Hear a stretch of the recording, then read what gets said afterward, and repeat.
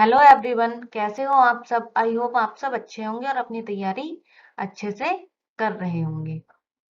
हमने ये पिछली क्लास में क्या देखा, हमने अधिगम से संबंधित कुछ बातें देखी थी। उसमें हमने कहाँ तक पढ़ा था, अधिगम के स्थानांतरण तक। तो ये अधिगम की हमारी सेकंड क्लास है। इसमें हम क्या देखने वाले हैं, अधिगम स्थानांतरण के सिद्धांत। ये क्लास आप सीटेट, यूपीटेट, सुपरटेट, केवीएसपीआरटी इत्यादि के लिए ले सकते हैं। स्टार्ट करते हैं आज की अपनी क्लास। हमारा पहला टॉपिक है अधिगम स्थानांतरण के सिद्धांत। टॉपिक है हमारा अधिगम स्थानांतरण के सिद्धांत। कौन कौन से सिद्धांत हैं अधिगम स्थानांतरण के। पहला सिद्धांत है सामान्यकरण का सिद्धांत। सामान्यकरण का सिद्धांत, इसके प्रतिपादक कौन है, इसके प्रतिपादक हैं आपके चार्ल्स जूड। इस सिद्धांत का अन्य नाम क्या है, इस सिद्धांत का नाम है उभयनिष्ठ तत्व का सिद्धांत। अब इसमें क्या है, इसमें बताया गया है कि दो विषय वस्तु में उभयनिष्ठ भाग का स्थानांतरण होगा। दो विषय वस्तुओं में उभयनिष्ठ भाग का स्थानांतरण होता है। भाग का स्थानांतरण होता है। इसका एग्जाम्पल हम कैसे देख सकते हैं, इसका एग्जाम्पल है, जैसे मान लीजिए आपने एक ही सूत्र पर बहुत सारे सवाल किए। मान लीजिए आपने कौन से फॉर्मूले पर सवाल किए, a प्लस बी के होल स्क्वायर पर, A square plus B square plus 2ab, ये होता है इसका फॉर्मूला। तो आपने क्या किया, इस वाले फॉर्मूले पे बहुत सारे सवाल किए, तो आपको हर क्वेश्चन को ही ना याद होगा। याद क्या होगा आपको, उसका जो फॉर्मूला है। तो इसमें हम क्या कह सकते हैं कि एक ही सूत्र पर आधारित सवालों में सूत्र का स्थानांतरण, एक ही सूत्र पर आधारित सवालों में सूत्र का स्थानांतरण। ऐसा तो नहीं है ना आप सारे क्वेश्चन याद रखेंगे, तो उसमें याद क्या होगा आपके, सिर्फ फॉर्मूला। तो ये क्या है आपका सामान्यकरण का सिद्धांत, और इसके प्रतिपादक कौन है, चार्ल्स जूड। इसका अन्य नाम है उभयनिष्ठ तत्व का सिद्धांत। आई होप आपको ये समझ आया होगा। अब हम देखते हैं अपना सेकंड। सेकंड है जी कारक सिद्धांत या द्वितत्व सिद्धांत। इसके प्रतिपादक कौन है, इसके प्रतिपादक हैं आपके स्पीयरमैन। इन्होंने क्या बताया, इन्होंने बताया कि जी कारक जन्मजात और सार्वभौमिक होता है और इसी का स्थानांतरण होगा। इन्होंने बताया जी कारक जन्मजात व सार्वभौमिक होता है, अतः इसी का स्थानांतरण होगा। अतः इसी का स्थानांतरण होगा।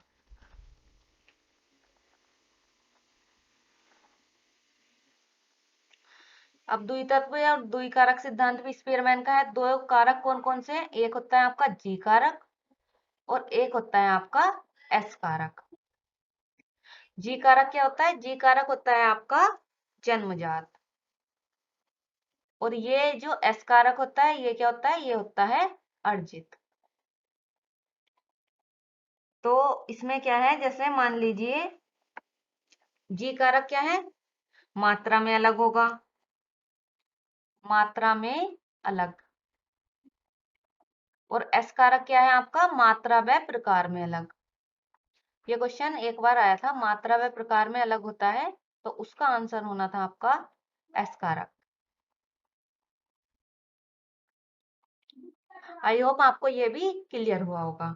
नेक्स्ट हम देखते हैं, नेक्स्ट है आपका सूच का सिद्धांत। इसके प्रतिपादक कौन है आपके, कोहलर महोदय। इसका अन्य नाम क्या है, आरोपण का सिद्धांत। ये आपने सुना भी होगा कि कोहलर ने किस पे प्रयोग किया था, कोहलर ने प्रयोग किया था चिंपैंजी पर, यानी बनमानुस पर। और सबसे ज्यादा प्रयोग कौन से पर किए? सुल्तान। सबसे ज्यादा प्रयोग सुल्तान कौन था? एक बनमानुस था। सबसे ज्यादा प्रयोग किए सुल्तान पर।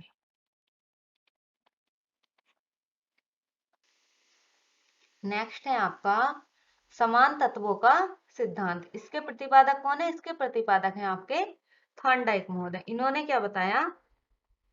ये किससे समानता रखता है? ये समानता रखता है चार्ल्स जुड के सामान्यकरण के सिद्धांत से। अब इसमें इन्होंने बताया पहले व बाद के अधिगम में जहां तक समानता होगी स्थानांतरण वहीं तक होगा। पहले व बाद के अधिगम में जहां तक समानता होगी स्थानांतरण वहीं तक होगा। स्थानांतरण वहीं तक होगा। ये क्या है? ये है आपका समान तत्वों का सिद्धांत। मान लीजिए आपकी क्लास में कोई बच्चा है, आपने उसे पहले दिन क्या सिखाया? आपने उसे सिखाया एबीसी पहले दिन। सेकंड दिन आपने क्या सिखाया उसे? ए बी सी डी और ई। तो उसे सेकंड दिन में क्या होगा? एबीसी उसने पढ़ा था पहले दिन भी और यहाँ भी पढ़ा, तो सिर्फ स्थानांतरण एबीसी तक ही होगा। ये क्या कहना चाहते हैं? इस सिद्धांत के बहाने ये कहना चाहते हैं थॉर्नडाइक महोदय। इन्होंने ऐसा बताया अपने समान तत्वों के सिद्धांत में। नेक्स्ट टॉपिक है हमारा अधिगम के वक्र। अधिगम के वक्र की अवधारणा किसने दी?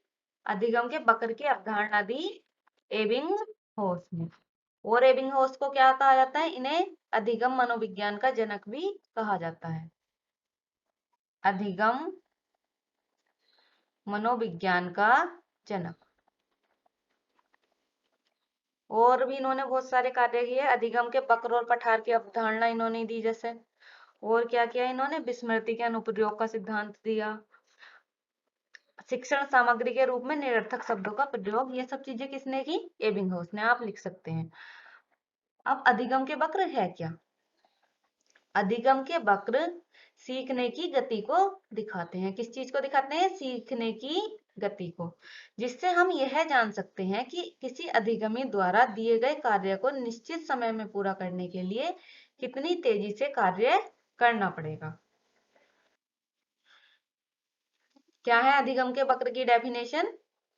डेफिनेशन है अधिगम के वक्र सीखने की गति को दिखाते हैं, जिससे हम यह जान सकते हैं कि किसी अधिगमी द्वारा दिए गए कार्य को निश्चित समय में पूरा करने के लिए कितनी तेजी से कार्य किया जाना चाहिए।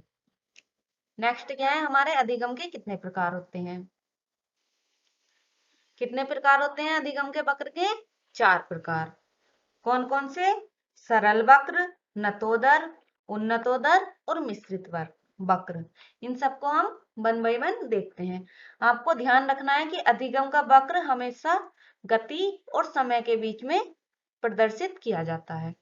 पहला है आपका सरल वक्र। इसमें क्या होता है? इसमें क्या बताया?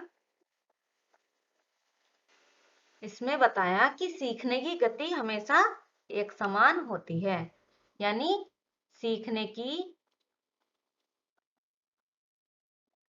समान गति किसमें बताया? आपके सरल वक्र में। तो इसका वक्र कैसा होगा? ऐसा। क्या हमेशा मनुष्य एक जैसा सीखता है? नहीं। तो इसलिए इसे क्या कहते हैं? इसलिए इसे आदर्श वक्र या असंभव वक्र भी कहा जाता है, क्योंकि किसी भी मनुष्य के लिए संभव नहीं है कि वो हमेशा एक सा सीखे। तो इसलिए इसे असंभव वक्र भी कहा जाता है। ये हमने देखा सरल वक्र। नेक्स्ट हम देखते हैं नतोदर, धनात्मक या बढ़ता निष्पादन वक्र। आप नतोदर कह लो, धनात्मक कह लो या बढ़ता निष्पादन वक्र कह लो। जैसा कि मैंने आपको बताया कि हमेशा वक्र किस किस के बीच खींचा जाएगा? गति और समय के बीच। इसमें क्या है कि शुरू में क्या होगा? सीखने की गति धीमी, शुरू में धीरे और बाद में तेज। जैसे आप कैसे कह सकते हैं, जैसे आपका भी कोई एग्जाम नहीं आ रहा है तो आप क्या सोचेंगे, धीरे धीरे पढ़ लो। जैसे आपको पता चलता है कि क्या यूपी टेट का एग्जाम आने वाला है या सी टेट का एग्जाम आने वाला है तो आपकी स्पीड खुद ब खुद तेज हो जाती है। ऐसे इसमें बताया गया है। क्या है, तो इसमें बताया कि शुरू में क्या होगा, धीरे होगा, सॉरी। जैसे आपका यहाँ से हम वक्र लेते हैं तो शुरू में कम कम कम कम और लास्ट में एकदम से बढ़ गया, तो इसे क्या बोलेंगे, नतोदर धनात्मक या बढ़ता निष्पादन वक्र।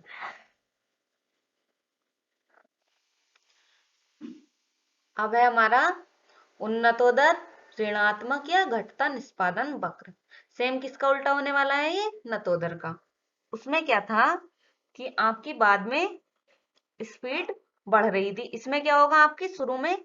अब क्या है कि आपका पेपर है कोई, तो आप पढ़ रहे हो तो उस टाइम आपकी गति क्या है, पढ़ने की स्पीड क्या है आपकी, तेज है। और जैसे ही आपका पेपर हो जाता है तो उसके बाद क्या होता है, आपकी स्पीड कम होने लगती। तो इसमें क्या होगा, स्टार्टिंग में शुरू में आपकी स्पीड कैसी होगी, तेज, और बाद में कैसी होगी, बाद में होगी धीरे। इसे हम कैसे प्रदर्शित करते हैं, शुरू में क्या है आपकी तेज और बाद में क्या हुई आपकी कम होती गई।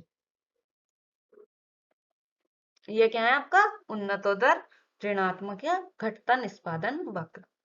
नेक्स्ट है हमारा मिश्रित सर्पाकार या एस टाइप वक्र। इसमें क्या है, इसमें बताया कभी तेज होती, कभी धीमे होती, कभी तेज होती, कभी धीरे होती। तो ऐसी है इसमें। इसमें हम कह सकते हैं अधिगम की असमान गति, अधिगम की असमान गति। इसे हम कैसे प्रदर्शित कर सकते हैं, इसे हम ऐसे ऐसे, कभी तेज कभी धीमी, कभी तेज कभी धीमी। तो ये क्या था हमारा अधिगम के वक्र। नेक्स्ट है हमारा अधिगम का पठार। अधिगम का पठार क्या है, अधिगम का पठार अधिगम की अवरुद्ध गति को दिखाता है। पहले हम लिख देते हैं अधिगम का पठार अधिगम की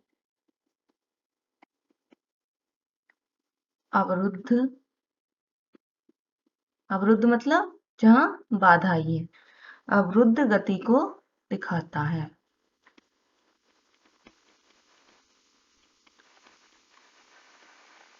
जैसे मान लीजिए क्या है, इसे हम ग्राफ के जरिए समझते हैं। इसमें है जैसे ऐसे ऐसे बच्चा सीख रहा है, यहाँ क्या हुआ, वो उसकी सीखने की समय सीमा थोड़ी देर के लिए रुक गई, मतलब वो कुछ सीख नहीं पा रहा। यहाँ क्या है, ऐसे ऐसे ये वाली जो स्थिति है, ये क्या है, पठार।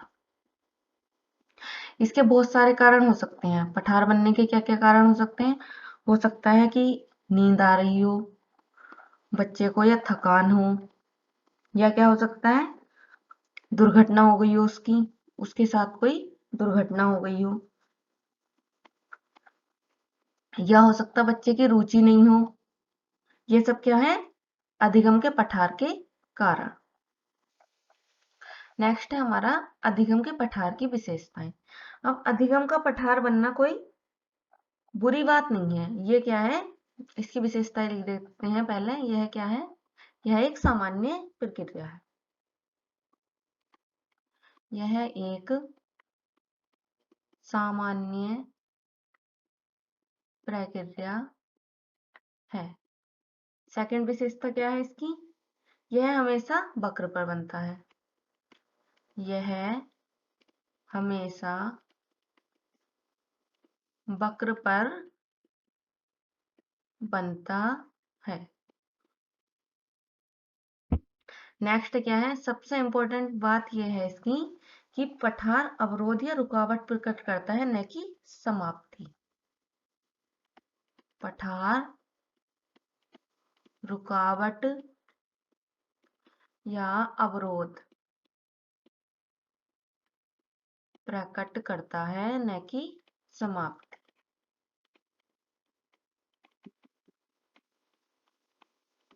और क्या विशेषता हो सकती है इसकी? पठार कोई अपराध या गलती नहीं है। यह क्या है? एक सार्वभौमिक प्रक्रिया है, मतलब सभी बनाते हैं। आप लिख सकते हैं, नोट कर सकते हैं। पठार सभी बनाते हैं, अतः यह क्या है? एक सार्वभौमिक प्रक्रिया है। नेक्स्ट जो लेंगे हम लेंगे अधिगम पठार दूर करने के उपाय। उपाय क्या हो सकते हैं? इन्हें अधिगम के पठार को दूर करने के उपाय क्या क्या हो सकते हैं? रुचि जागृत हो जाए, यानी रुचि जागृत करना। और क्या हो सकते हैं? शिक्षण विधि बदलना, शिक्षण विधि बदलना। और क्या हो सकते हैं? जैसे पर्याप्त आराम करना,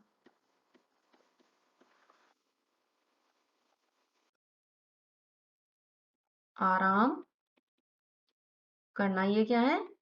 अधिगम के पठार दूर करने के उपाय। नेक्स्ट है हमारा अधिगम के सिद्धांत। पहला सिद्धांत है सार्थक अधिगम का सिद्धांत। इसके प्रतिपादक कौन है? इसके प्रतिपादक हैं आपके डेविड आसुबेल। आपको पहले बताया गया है कि इन्होंने क्या दिए थे? अधिगम के प्रकार दिए थे। किसने दिए थे? आसुबेल ने। कौन कौन से दिए थे? रटंत अधिगम, 4 प्रकार दिए थे ना इन्होंने। कौन कौन से थे? रटंत, सार्थक, अभिग्रहण और कौन सा था लास्ट? लास्ट था अन्वेषण। ये क्या बताए थे? ये बताए थे अधिगम के प्रकार। किसने? डेविड आसुबेल ने। इनके सिद्धांत का नाम है सार्थक अधिगम का सिद्धांत। नेक्स्ट है हमारा शिक्षण का अग्रिम संगठनात्मक प्रतिमान। ये किसने दिया? ये भी आपका किसने दिया था? David Ausubel. नेक्स्ट है समीपता का सिद्धांत। समीपता का सिद्धांत किसने दिया? ये दिया था आपका गुथरी महोदय ने। इन्होंने क्या बताया कि जैसे मान लीजिए कोई भी व्यक्ति जब जो उसके समीप ज्यादा समीप होगा ना कार्य, उस तरीके से सोल्व करना चाहेगा। कोई भी समस्या को सोल्व करने के लिए व्यक्ति क्या करता है? अपने समीप वाले मेथड का इस्तेमाल करता। और इनके बारे में एक इम्पोर्टेंट बात यह है गुथरी के, इन्होंने एकमात्र ऐसे मनोवैज्ञानिक थे जिन्होंने पुरस्कार को कोई महत्व नहीं दिया। एकमात्र मनोवैज्ञानिक, ये क्वेश्चन आया है कि जिन्होंने पुरस्कार को महत्व नहीं दिया वे कौन थे?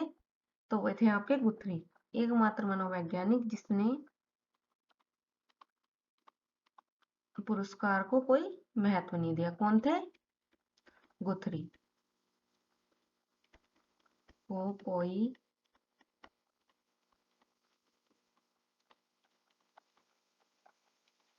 महत्व नहीं दिया। नेक्स्ट है चिन्ह अधिगम का सिद्धांत। ये किसने दिया? ये दिया आपके टॉलमैन ने।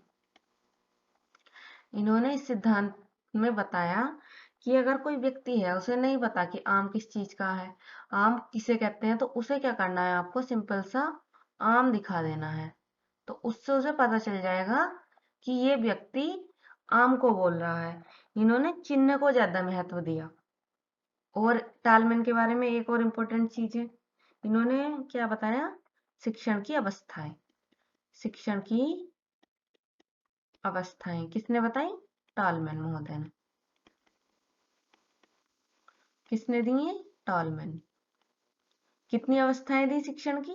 इन्होंने शिक्षण की दी हैं 3 अवस्थाएं। कौन कौन सी हैं 3? फर्स्ट है शिक्षण पूर्व अवस्था, शिक्षण पूर्व अवस्था। सेकंड है आपकी अंत्य क्रियात्मक अवस्था, अंत्य क्रियात्मक अवस्था। नेक्स्ट है उत्तर अंत्य क्रियात्मक अवस्था। ये क्वेश्चन ना आपका बहुत इंपॉर्टेंट है। ये क्वेश्चन प्रीवियस ईयर पूछा गया है। उत्तर अंत्य क्रियात्मक अवस्था। उत्तर अंतःक्रियात्मक अवस्था।